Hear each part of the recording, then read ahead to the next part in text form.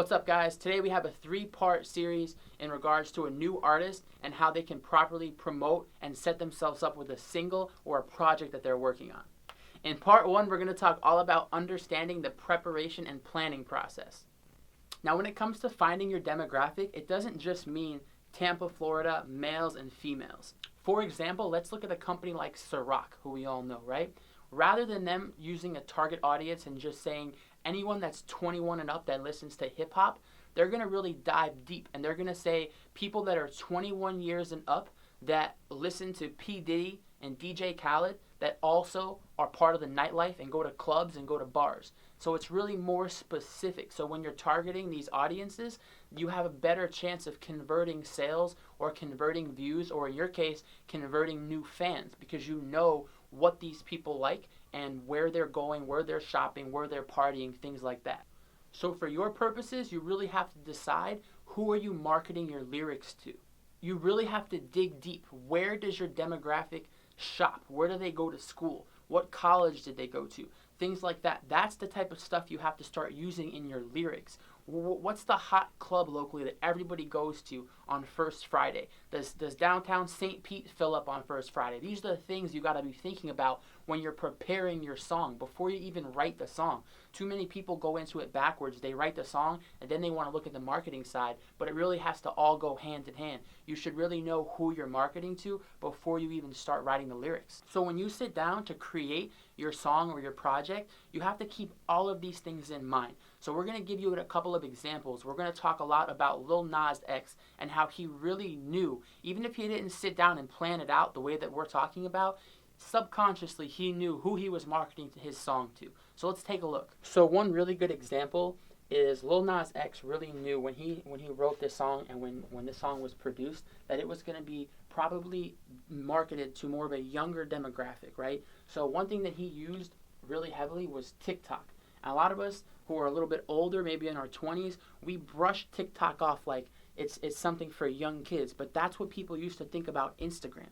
That's what people used to think about MySpace and Facebook. And now everyone in the world uses Facebook, right? So you have to look at things from a different perspective. So not only did he utilize TikTok for a lot of these funny videos, but he also utilized something that everybody knows, which is Twitter.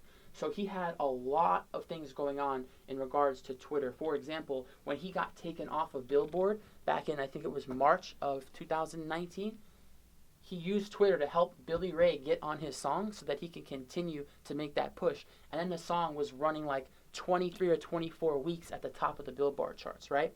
So he knew he was going to market to a group of younger people, right?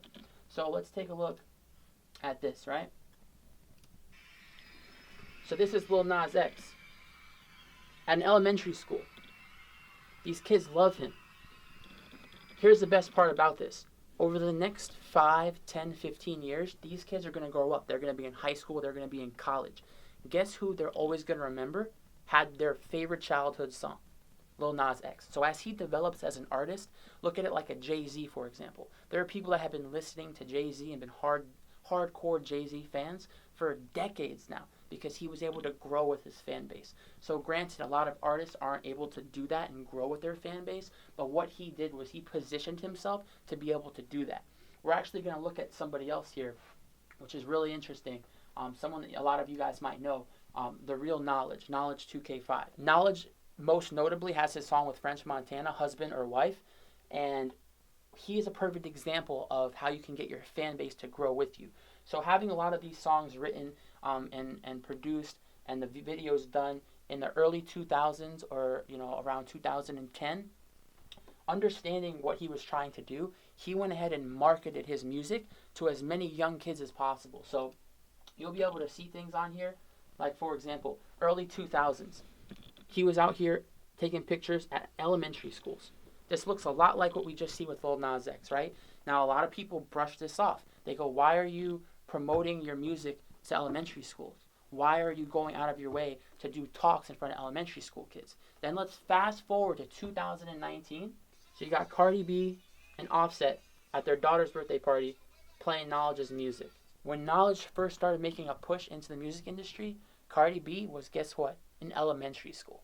So the people that he marketed his music to a decade ago not only now listen to it, he's getting followed by these people. They're still listening to his music a decade after the music was written.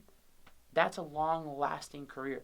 That's how you really penetrate a market and how you're able to build a long, sustainable career.